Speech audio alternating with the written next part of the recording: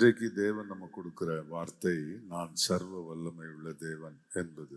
So the word that the Lord has for you today is that the Lord says that I am the Almighty God. வேத புத்தகத்திலே சர்வ வல்லவர் என்று 16 முறை வருகிறது. So the word Almighty God comes 16 times in the Bible. சில இடங்களில் மற்றவர்கள் சொல்லுகிறார்கள். Sometimes others confess and declare that he is the Almighty God. சில இடத்தில் அவரே சொல்லுகிறார். And in at some times the Lord he himself declares that he is the mighty God.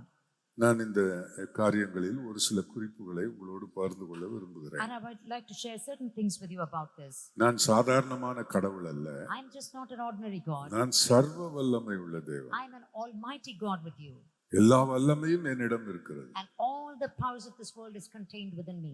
எதை செய்ய வேண்டுமானாலும் என்னால் முடியும் என்று சொல்லுகிறார். And he says that I am able to perform all things.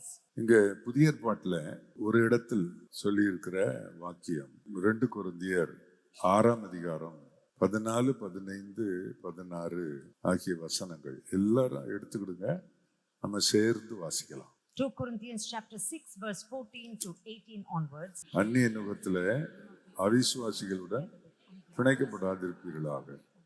நீதிக்கும் அநீதிக்கும் சம்பந்தம் ஏது?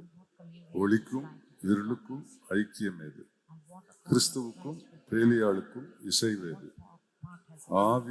அவிசுவாசியுடனே விசுவாசிக்கு பங்கேது? தேவனுடைய ஆலயத்துக்கும் விக்கிரகங்களுக்கும் சம்பந்தம் ஏது? நான் உங்களுக்குள்ளே அவர்கள் தேவனாயிருப்பேன், அவர்கள் என் ஜனங்களாயிருப்பார்கள் என்று தேவன் சொன்னபடி நீங்கள் ஜீவனுள்ள தேவனுடைய ஆலயமாயிருக்கிறீர்களே. ஆனபடியால் நீங்கள் அவர்கள் நடுவில் இருந்து புறப்பட்டு பிரிந்து போய் அசுத்தமானதை தொடாதிருங்கள் என்று கர்த்தர் சொல்லுகிறார். அப்பொழுது நான் உங்களை ஏற்றுக்கொண்டு உங்கள் பிதாவாக இருப்பேன், நீங்கள் எனக்கு குமாரரும் குமார்த்திகளும் இருப்பீர்கள் என்று சர்வ வல்லமை உள்ள கர்த்தர் சொல்லுகிறார். நான் கொஞ்சம் யோசித்தேன், சில இடத்துல மட்டும் வல்லமை உள்ள தேவன் அப்படியெல்லாம் வருது, சில இடத்துல மட்டும் சர்வ வல்லமை உள்ள தேவன் அப்படின்னு வருது. So in some portions we read that he is a mighty God, and in certain times we see that he is the Almighty God. இந்த இடத்துல என்ன சொல்லுகிறார் என்றால், நான் சர்வ வல்லமை உள்ள தேவன், நீங்கள் இவைகளை எல்லாம் விட்டு விலகி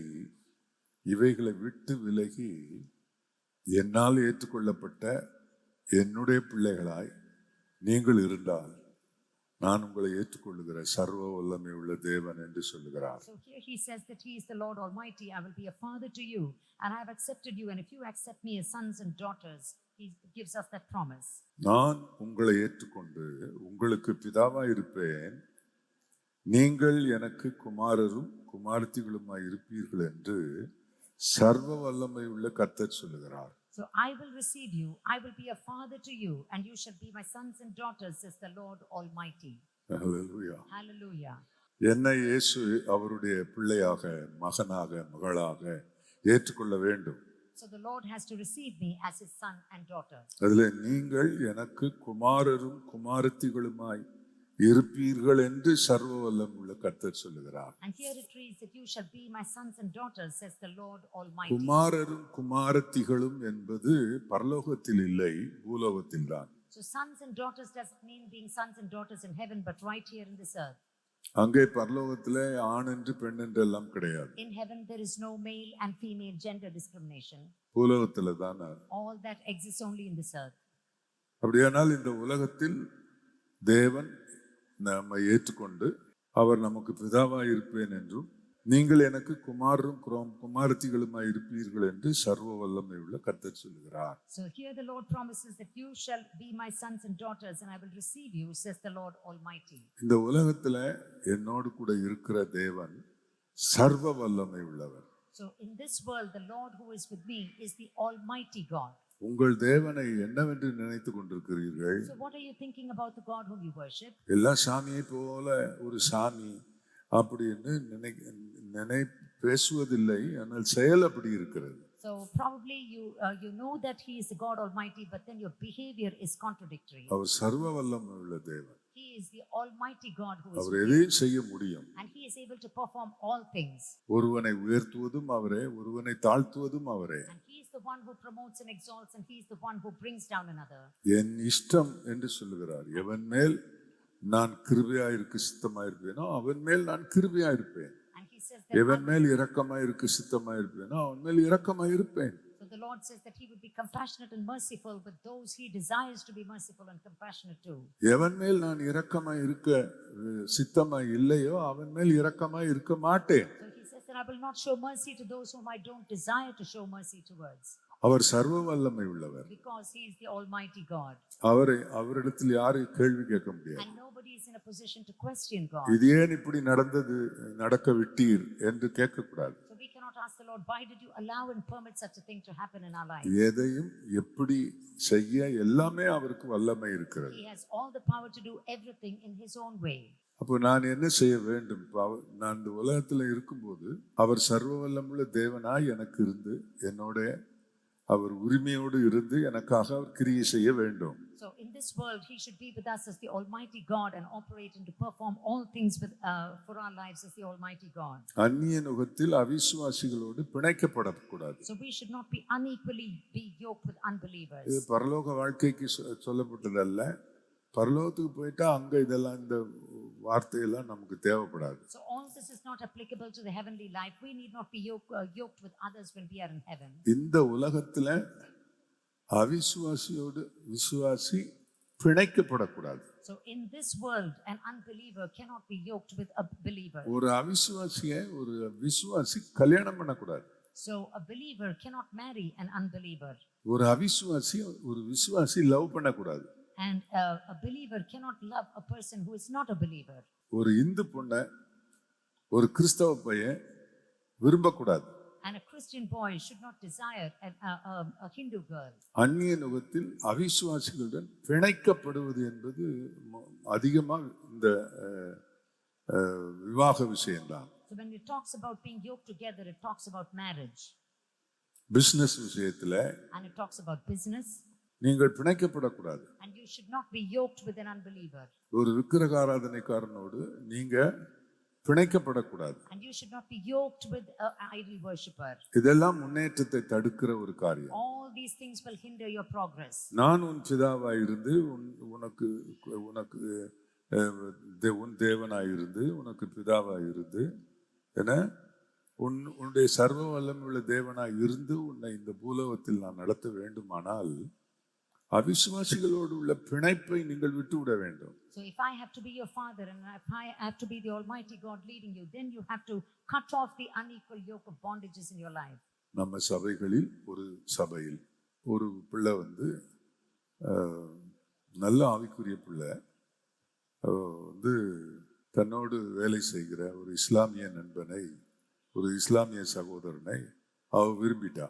So one of the members of our congregation and belonging to our community fell in love with a Muslim girl, a believer girl and a Muslim boy. அவன் ரொம்ப ஃபேரா இருப்பான். And he's a very fair and good looking boy. இவளும் கொஞ்சம் பரவாயில்லாம தான் ஃபேரா இருப்பா. அந்த ரெண்டு பேரும் விரும்பிட்டாங்க. And both of them desired one another. ஒரு நாள் அந்த பிள்ளை என்கிட்ட சொன்னான். And one day this girl came and told me, pastor நாங்க ரொம்ப டீப்பா லவ் பண்றோம். And this girl came and told me, Pastor, that we love each other very deeply.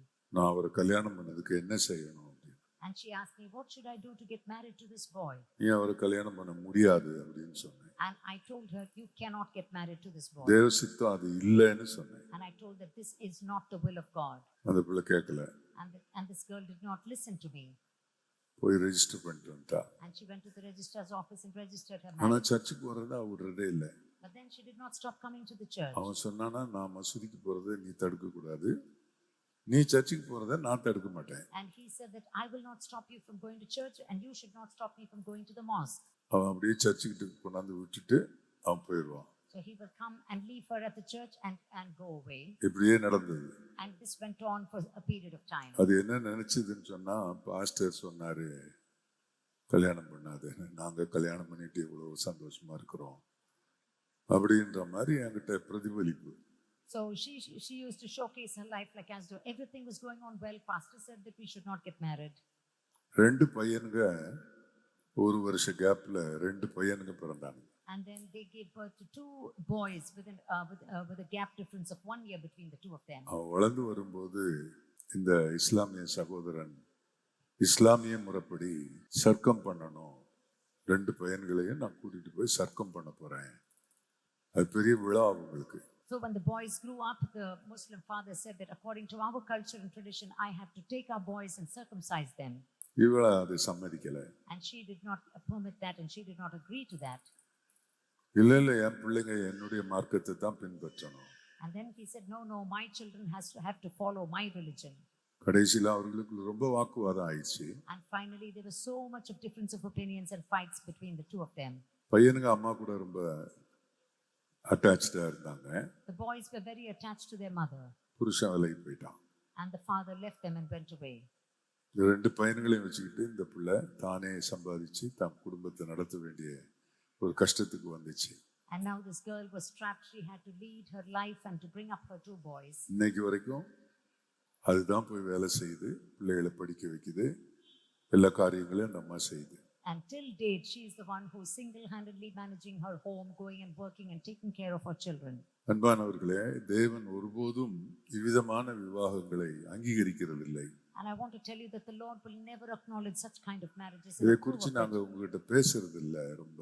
We don't talk about this very often times to you. அதனால உங்க பிள்ளைங்க இப்ப இங்க நம்ம சபையில கூட சில இந்து பையன்களை கல்யாணம் பண்ண பிள்ளைங்க சஃபர் பண்றாங்க. Even in our church there are some children who have got married to Hindu boys and they are suffering greatly because of that. ஏன்? சர்வ வல்லமை உள்ள தேவன் நம்முடைய தேவன். Oh, our God is the Almighty God. நான் மற்றவங்களோடெல்லாம் compromise பண்ண முடியாது. And we cannot compromise at all on this. நான் மீண்டும் சொல்லுகிறேன், இயேசு சர்வ வல்லமை உள்ள தேவன். I want to again tell you that Jesus is the Almighty God. அவர்தான் supreme. And he is the supreme God. அதுக்கு மேல யாரும் கிடையாது. And nobody is over him. அவர் சொல்றார், நான் சர்வ வல்லமை உள்ள தேவன் என்று சொல்லுகிறார். And he says that I am the Almighty God. Hallelujah. Hallelujah. அப்படியே சொல்லப்படுது பாருங்க, நீதிக்கும் அநீதிக்கும் ஒளிக்கும் இருளுக்கும் ஐக்கியம் கிடையாது, சம்பந்தம் கிடையாது. So he says that there is no fellowship between light and darkness and between righteousness with lawlessness. கிறிஸ்துவுக்கும் பேலியாளுக்கும் இசைவு கிடையாது. So what is the accord between Christ and Belial? அவிசுவாசியுடன் விசுவாசிக்கு பங்கு கிடையாது. What is the part between a believer and an unbeliever? தேவனுடைய ஆலயத்துக்கும் விக்கிரகத்துக்கும் சம்பந்தமே கிடையாது. So there is no association and part between God and நான் அவர்களுக்குள்ளே வாசம் பண்ணி அவர்களுக்குள்ளே உலாவி அவர்கள் தேவனாய் இருப்பேன், அவர்கள் என் ஜனங்களாய் இருப்பார்கள். I will dwell in them and walk among them. I will be their God and they shall be my people. இந்த இடத்துல தேவனுடைய உரிமையை பாருங்கள், நம்மேலே அவர் பாராட்டுகிற உரிமையை பாருங்கள். So just see how God exercises his rights over us. நான் அவர்களுக்குள்ளே உலாவி அவர்களுக்குள்ளே வாசம் பண்ணி அவர்கள் தேவனாய் இருப்பேன், அவர்கள் என் ஜனங்களாய் இருப்பார்கள். I will dwell in them and walk among them. I will be their God and they shall be my people. இங்க விக்கிரகம் எப்படி வருகிறது? So where is idols in this part? ஒரு காலம் சம்பந்தமே கிடையாது. So there is no association with idols at any point of our time. அப்படி எல்லாம் இருந்ததுன்னா என்ன செய்யணும்னு 17ஆம் வசனம் சொல்லுது பாருங்க. So if that is the situation, then what should we do in verse 17? நீங்கள் இந்த மாதிரி விஷயங்களில் சரியில்லாமல் இருந்தீர்களானால் ஆனபடியால் நீங்கள் அவர்கள் நடுவிலிருந்து புறப்பட்டு பிரிந்து போய் அசுத்தமானதை தொடாதிருங்கள் என்று கர்த்தர் சொல்லுகிறார். அப்பொழுது நான் உங்களை ஏற்றுக்கொண்டு உங்களுக்கு பிதாவாயிருப்பேன், நீங்கள் எனக்கு குமாரரும் குமாரத்திகளுமாய் இருப்பீர்கள் என்று சர்வ வல்லமை உள்ள கர்த்தர் சொல்லுகிறார். Therefore come out from among them and be separate, says the Lord. Do not touch what is unclean, and I will receive you, and I will be a father to you, and you shall be my sons and daughters, says the Lord Almighty. அவருக்கு சித்தமில்லாத இந்த காரியங்கள் எல்லாம் செய்தா அவர் உங்க கூடவே வளர்த்துவார்னு நினைக்க கூடாது. So you should not think that the Lord will still continue to be with you when you do things that are not in line with him. இப்படிப்பட்ட பிரச்சனை நான் சொன்னேனே, அது மாதிரி இந்த மாதிரி பிரச்சனை இப்போ லைஃப் போயிடுச்சு, புருஷன் இல்லை, இன்னொரு புருஷனை தேட முடியாது. இப்போ இப்படி இருக்குது, இன்னொரு புருஷனை தேடினா அடல்ட்ரி, அது இதெல்லாம் செய்ய முடியாது. எப்படி இந்த மாதிரி சிக்கலுக்குள் நாமே சிக்கிக் கொள்ளக்கூடாது. So we should not trap ourselves in such problems. As I mentioned, this girl cannot get married again, and if she does, it will be an adultery, and now she has to suffer all alone in her life. ஒருவனோட ஒரு business tie அப் வைக்கிறீங்கன்னு வச்சுக்கிடுங்க. So let's assume that you have a business tie-up with somebody. இப்போ அவன் நல்லவன், Now he may be a good person, உங்க கண்ணுக்கு அப்படித்தான் தெரியுது. and that's how it will appear now. ஆனா நாளைக்கு அவன் நல்லவனா இருக்க மாட்டான். But tomorrow he will not be a good person. உங்கூட தான் சர்வ வல்லமை உள்ள தேவன் இருக்கிறார். And the Almighty God is with you. அவனோடு இருக்கிற சர்வ வல்லமை உள்ள தேவன் அல்ல. And the Almighty God is not with your business partner. உன்னோடு இருக்கிறவர் நீ பாவம் செய்தால் கண்டிக்கிறவர். And the Lord who is with you will convict you when you do sin. And wrong. அவனுடைய சாமியே அவனை விட பொல்லாத பாவம் செய்தே. But the God whom he worships, that God commits greater sins. அவன் than எத்தனை the God he பொம்பளைய worships. பார்த்தாலும் அந்த சாமி ஒன்னும் சொல்லாது. And no matter how many women he looks at, that God will not even. நம்முடைய தேவன் தான் சர்வ வல்லமை But உள்ளவர். our God is the Almighty God. ஆகவே தான் அவர் பரிசுத்தமா இருக்கணும்னு சொல்றார். And that is why he says that we should be holy. அவிசுவாசிகள் நடுவில் நீங்க வாசம் பண்ண வேண்டாம் என்று சொல்லவில்லை. He did not tell you that you should not mingle along with the அப்படின்னு இந்த unbelievers. உலகத்தை விட்டு வேற உலகத்துக்கு போக வேண்டியிருக்கும். If that is the case, then we have to leave this world and go. to some other பிணைக்கப்படக்கூடாது. place. He told us not to be yoked with them. அவிசுவாசியோடு சம்பந்தம் கொள்ளக்கூடாது. And he told us not to be associated with the unbelievers. இது மிகவும் கவனிக்கப்பட வேண்டிய And ஒரு this is a காரியம். very important point that you have to consider. நீங்கள் அப்படி செய்தால் And if you do that, நான் உங்களை ஏற்றுக்கொண்டு then I will receive you, உங்களுக்கு பிதாவா இருப்பேன். and I will be your God, நீங்கள் எனக்கு குமாரரும் குமாரத்திகளுமா and இருப்பீர்கள் you will be my sons and daughters, என்று சர்வ வல்லமை உள்ள கர்த்தர் சொல்லுகிறார். says the Almighty God. கர்த்தருக்கு ஸ்தோத்திரம். ஆதியாகமம் 17ஆம் அதிகாரம் Genesis chapter 17. முதலாம் வசனத்திலிருந்து ஒரு 5 வசனங்கள் அதை நான் வாசிக்கிறேன், நீங்கள் கவனிங்கள். ஆபிராம், இந்த வசனத்தில் இந்த அதிகாரத்தில் ஆரம்பிக்கும் போது ஆபிரகாமுடைய பேர் ஆபிராம். ஆபிராம் 99 வயதான போது கர்த்தர் ஆபிரகாமுக்கு தரிசனமாகி நான் சர்வ வல்லமை உள்ள தேவன். அவர் தன்னை ஆபிரகாமுக்கு எப்படி சொல்ல விரும்புறாருன்னா, நான் சர்வ வல்லமை உள்ள தேவன், நீ எனக்கு முன்பாக நடந்து கொண்டு உத்தமனாயிரு. Genesis chapter 17, the Lord introduces himself to Abraham when he was 99 years and says that I am the Almighty God, walk before me and be blameless. நான் சர்வ வல்லமை உள்ள தேவன். And the Lord says that I am the Almighty God. நான் உன்னை சந்திக்கிறேன். And I am meeting நான் you. உன்னை அழைத்திருக்கிறேன். And I have called you. நான் என் மகனாக உன்னை நான் தெரிந்து கொண்டேன். And I have chosen you to be my son. உன்னுடைய வர்க்கங்களிலிருந்து உன்னுடைய சந்ததிகளிலிருந்து உன்னை நான் பிரித்து And எடுத்திருக்கிறேன். I have separated you from your people. நீ எனக்கு முன்பாக நடந்து கொண்டு உத்தமனாயிரு. So you should walk before me and you should be blameless. நான் உனக்கும் எனக்கும் நடுவாக என் உடன்படிக்கை ஏற்படுத்தி உன்னை மிகவும் திரளாக பெருக பண்ணுவேன் என்றார். And he said that I will make my covenant between you and me and I will multiply you exceedingly. அப்பொழுது ஆபிராம் முகங்குப்புற விழுந்து வணங்கினான். தேவன் அவனோட பேசி, நான் உன்னோடு பண்ணின என் உடன்படிக்கை என்னவென்றால், நீ திரளான ஜாதிகளுக்கு தகப்பனாவாய். இனி உன் பெயர் ஆபிராம் எனப்படாமல் நான் உன்னை திரளான ஜாதிகளுக்கு தகப்பனாக ஏற்படுத்தினபடியால் உன் பேர் ஆபிரகாம் எனப்படும் என்றார். And God talked with him, saying, as for me, behold, my covenant is with you, and you shall know, and you shall be a father of many nations. No longer shall your name be called Abram, but you shall be called Abraham, for I have made you a father of many nations. ஆபிராமா இருந்துட்டு போனா என்ன இப்போ? So what does it matter if he is Abram? Abram என்பது அந்த பேருக்குரிய அர்த்த பொருளே இல்லை. Abraham என்றால் தான் திரளான ஜாதிகளுக்கு தகப்பன் என்கிற அந்த அந்தஸ்து கிடைக்கும் என்பதனாலே அவன் பெயரை மாற்றுகிறார். So we see that the Lord changes his name from Abram to Abraham because Abraham had no meaning to it, but Abraham means he is a father of many nations. தேவனுடைய சித்தம் என்ன? So what is the will of God? நான் சர்வ வல்லமை உள்ள தேவன் என்று ஆபிராமுக்கு ஏன் திருவுளம் பற்றினார்? So why did the Lord reveal himself and say that I am the Almighty God? நான் உன்னை மிகவும் ஆசீர்வதிக்க போகிறேன். I'm going to exceedingly bless you. உன்னிலிருந்து ராஜாக்கள் And தோன்றுவார்கள். from you kings will be born. உன் சந்ததி திரளா இருக்கும். And your descendants will multiply greatly. ஏனென்றால் உன்னோடு இருக்கிற தேவன் நான் சர்வ வல்லமை உள்ள Because தேவன். I'm the Almighty God who is in your midst and among you. இதைத்தான் ஆபிரகாமுக்கு எதை சொன்னாரோ அதுதான் நமக்கும். So whatever he has promised to Abraham is the same promise that is given to us. அதைத்தான் நாம் வாசிக்கிறோம். ஆபிரகாமுக்கு சொல்லப்பட்ட வாக்குத்தத்தங்கள் எல்லாம் நமக்குரியது என்று வேதம் And that சொல்லுகிறது. is why the Bible says that all the promises given to Abraham is given to us, that we will inherit the same. கர்த்தர் நம்மை மிகவும் ஆசீர்வதிக்க போகிறார். And the Lord is going to bless us exceedingly. உன் சந்ததி திரளா இருக்கும். And your descendants will be great. நீங்க நினைச்சிட கூடாது உடனே நிறைய பிள்ளைகளை பெற்று ஒவ்வொருத்தரும் 10 பேர் 15 பேரை பெற்று பெருசா ஆக்கிடணும் அப்படின்னு நினைக்க கூடாது. So you should not think that you're going to have a very enlarged extended family with more than 10 children. 2 பெத்த இந்த பாடா இருக்குது. நாங்க நீங்க சொல்ற மாதிரி பெத்த எங்க வீட்டுல நாங்க 11 பேர்.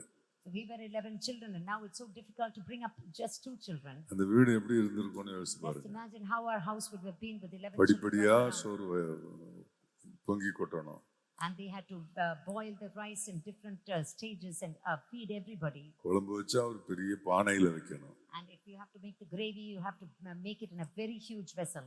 ஒவ்வொருத்தனும் ஒரு உலக்கு சாப்பாடு சாப்பிடுவான். And all of us used to eat so much. அப்படிலாம் நீங்க கஷ்டப்படணும்னு அவர் விரும்பல. So the Lord does not want you to suffer like that. கர்த்தருக்கு மகிமை உண்டாவதாக. நம்முடைய குடும்பங்கள் ஆவிக்குரிய சந்ததிகளாக கிறிஸ்துவின் பிள்ளைகளாக பெருக வேண்டும் என்று அவர் விரும்புகிறார். The Lord decides that we should be a holy people and descendants of His spiritual உனக்கு grace. நிறைய ஆத்துமாக்களை தருவார். And He will give us many souls for that. நீங்கள் அநேகருக்கு தகப்பனாவீர்கள். And you will be a father of many nations. நான் சர்வ வல்லமை உள்ள தேவன். I am the Almighty God. நிச்சயமாய் நான் அப்படி செய்வேன். And definitely I will bring to pass what I have promised. Hallelujah. Hallelujah. கர்த்தருக்கு மகிமை உண்டாவதாக. Praise be to God. என் ஒரு வசனத்தை நான் உங்களுக்கு சொல்லி ஜெபிப்போம்.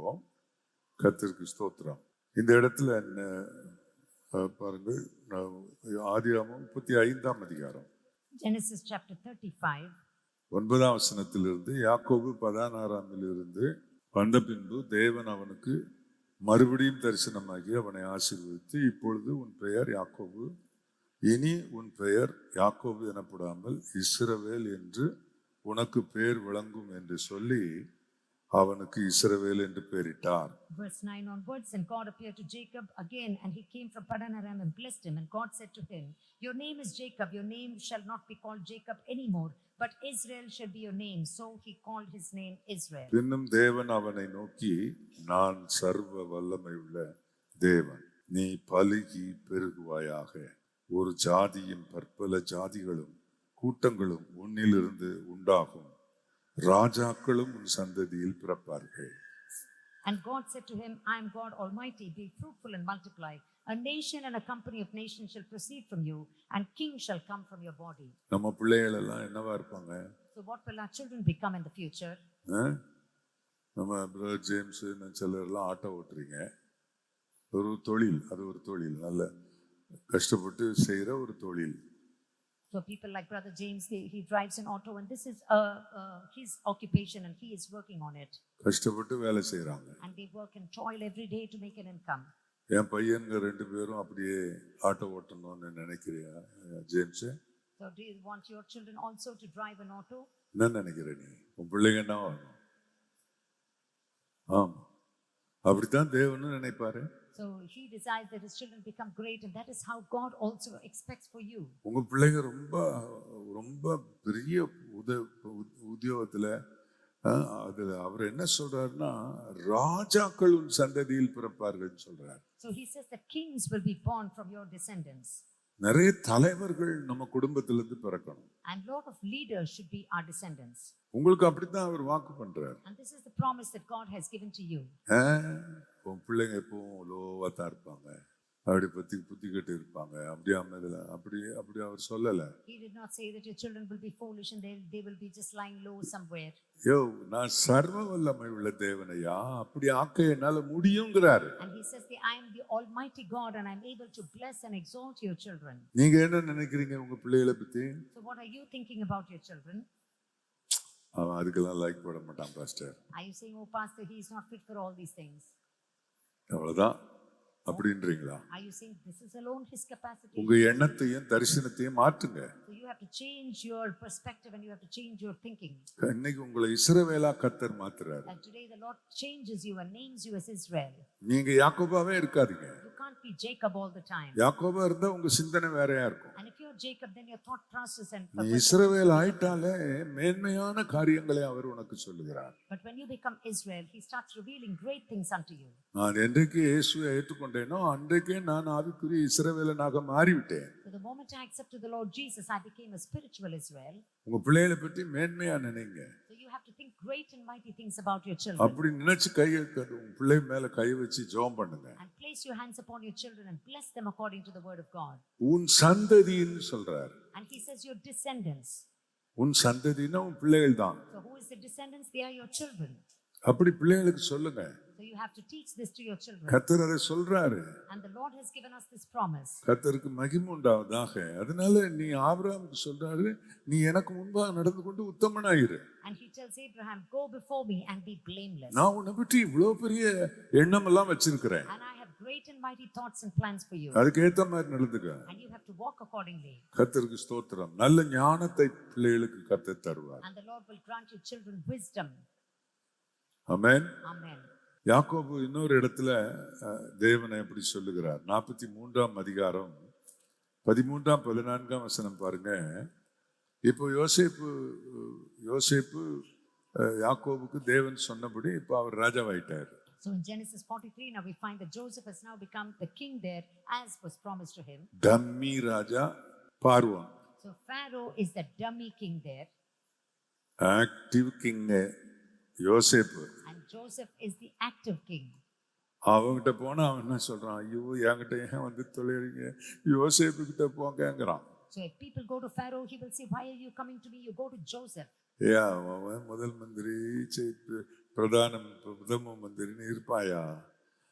நீதான் அந்த தேசத்துக்கு ஆசீர்வாதமா கர்த்தர் வச்சிருக்காரு. Oh, they will be a prime minister and chief minister and other people, but God has kept you to be a blessing for the nation. கர்த்தருக்கு மகிமை உண்டாவது. யோசேப்பு போன்ற ஆசீர்வதிக்கப்பட்ட பிள்ளைகள் நமக்கு வேணும். So we need to have children who are blessed like Joseph.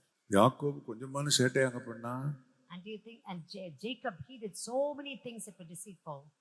நீ என்னடா பெரியவனா மூத்தவனா நீ? And he said, are you the firstborn? Do you think right of yourself? ஒரே பிரசவத்துல பிறந்தவன் தான்டா. நீ 2 நிமிஷம் முந்தி பிறந்த, 2 நிமிஷம் நான் பிந்தி பிறந்தேன். நீ என்ன பெரிய அண்ணனா? உசேஷ்ட புத்திர பாகத்தை எனக்கு கூட கொடுத்து ஏமாத்திட்டான் பாருங்க. So he deceived his brother. He said, we are twins. You were just born a few minutes earlier than me. Give me your birthright. அவன் ஆசீர்வாதத்தை அப்பங்கிட்ட வாங்கிட்டான். And then he deceitfully got the blessings of his father. நிறைய வருஷங்கள் 20 வருஷமா யோசேப்பு எங்க இருக்கானே யாக்கோபுக்கு தெரியாது. So for 20 years Jacob did not know where Joseph was. ஆனா தன்னுடைய தேவனை சர்வ வல்லமை உள்ள தேவன் சொல்றார். But then he says, my God is the almighty God. அந்த மனிதன் அங்கிருந்து, அதாவது சொல்றாரு, இப்போ யோசேப்பு ஒரு விளையாடி தன்னுடைய ஒரே தாய், அதாவது பெஞ்சமினுக்கும் யோசேப்புக்கும் ஒரே தாய் ராகேல். அதனால அவன் தன்னுடைய தம்பியை பார்க்கணும்னு விரும்பி அவனை கண்டிப்பா கூட்டிட்டு வாங்க அப்படின்னு சொல்லிட்டான். So we find that Joseph, he gives them a work to do. He says that Benjamin is my brother and our mother is Rachel, so I want to see my younger brother. இப்போ பெஞ்சமினை கூட்டிட்டு போறதுக்கு இவங்க எவ்வளவோ முயற்சி பண்ணோம், அனுப்பவே மாட்டேன், என் உயிரவங்கிறான் யாக்கோபு. So Jacob says, I will never let Benjamin go. He is my life. தேவன் கிரியையில் இருக்கிறார், அவர் கிரியை செய்கிறார்ன்றது யாக்கோபுக்கு தெரியல. So Jacob was not able to perceive the hand of God behind all these things. அவன் சொல்றான், நமக்கு தானியம் இல்லை, பட்னியா கிடக்கிறோம், அவங்ககிட்ட தான் தானியம் இருக்கு, நீங்க போங்க, காணிக்கையெல்லாம் எடுத்துட்டு போங்க, சர்வ வல்லமை உள்ள தேவன் அவன் சமூகத்தில் உங்களுக்கு இரக்கம் கிடைக்க பண்ணுவாராக ஆசீர்வதிச்சு அனுப்புறான். And he blesses them and says that may the Lord be with you, the almighty God be with you, so that you will find favor in the eyes. யாக்கோபு, உனக்கே தெரியலப்பா.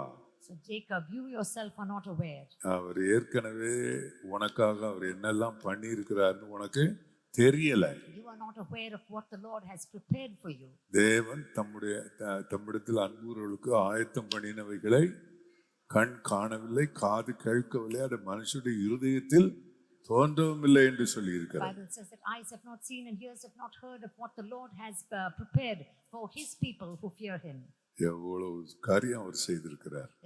ஆனா தன்னோட சர்வ வல்லமை உள்ள தேவன் என்று என்றைக்கு திருவுளம் பற்றினாரோ அன்னையிலிருந்து அவரை சர்வ வல்லமை உள்ளவர் என்று கன்ஃபர்ஸ் பண்றதுல யாக்கோபு அவன் பின்வாங்கினதே கிடையாது. From the the moment Jacob had the revelation that the Almighty God is with him, he never stopped confessing the fact that the Lord Almighty is with him. யோசேப்பை 20 வருடம் கழித்து பார்க்கும்போது நான் உன்னை காண்பேன் என்று நான் நினைக்கவில்லை.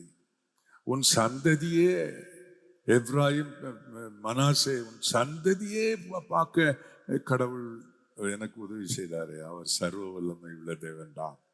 So after seeing Joseph, he says, I did not even imagine that I will see you and your descendants Ephraim and Manasseh, but the Almighty God in His mercy has helped me to see you. இந்த சத்தியங்களிலிருந்து நீங்கள் என்ன கற்றுக்கொள்ளுகிறீர்கள்? So what do you learn from this truth? உங்க கூட இருக்கிற தேவன் சர்வ வல்லமை உள்ள தேவன். The God who is with you. நீ எண்ணாத காரியங்களை எல்லாம் அவர் உனக்கு And செய்கிறவர். He will do things that is beyond your imagination. அவருடைய எண்ணம் உன்னுடைய எண்ணத்துக்கும் அவருடைய எண்ணத்துக்கும் ரொம்ப வித்தியாசம் இருக்குது. There's so much of difference between your thoughts and His our thoughts. உங்க மேல உயர்ந்த எண்ணம் வச்சிருக்கிறார். The thoughts that He has towards you are so high and நீங்க mighty. நினைக்கிறது ரொம்ப தாழ்வான எண்ணம். Whatever you think is so low. இல்ல, அவர் ரொம்ப உயர்ந்த எண்ணம் வச்சிருக்கிறார். And He has mighty and great our plans சர்வ for you, வல்லம் உள்ள தேவன். because He is the Almighty நீ God. நினைக்காததெல்லாம் அவர் செய்ய And வல்லவர். He is able to do things that you can't even imagine. இப்படி comprehend. கூட ஒரு உயர்வு வருமா அப்படின்னு நினைக்கக்கூடிய அளவுல உன் கூட இருந்து கிரியை செய்கிற சர்வ வல்லமை உள்ள தேவன் நம்முடைய தேவன். So our God is the Almighty God who is able to do mighty things where you say, is this possible in my என்ன life? செய்வேன் ஏது செய்வேன்னு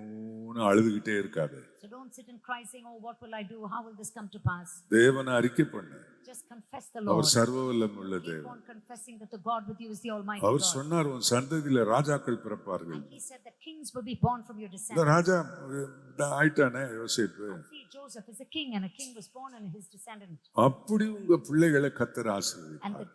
the Lord will bless your children உங்க likewise. குடும்பத்துல அப்படி கிரியை செய்வார். And He will work in your families. நான் உன்னை ஏற்றுக்கொண்டு உனக்கு பிதாவா இருப்பேன், நீங்கள் எனக்கு குமார்த்திகளுமா இருப்பீர்கள் என்று சர்வ வல்லமை உள்ள கத்தர் The சொல்லுகிறார். Almighty God says that I will receive you and you will be my sons and daughters. யாரெல்லாம் கத்தர் ஏற்றுக்கொண்டார்? So how many of you have accepted Kumara the Lord? குமார்த்திகளா என்னை ஏற்றுக்கொண்டார் And, அப்படி சொல்றவங்க எழுந்து நில்லுங்க. and those who say that the Lord has received me and I'm a son and daughter, you can rise up to your feet.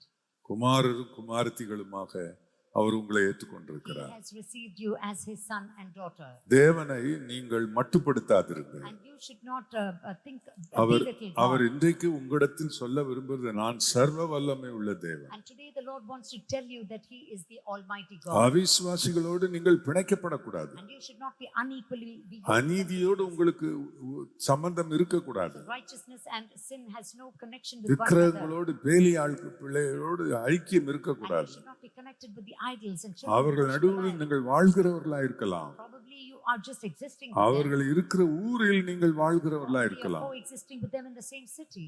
ஆனால் நீங்கள் வித்தியாசமானவர்கள். But however, you are separate and different from them. நீங்கள் உலகத்தார் அல்ல.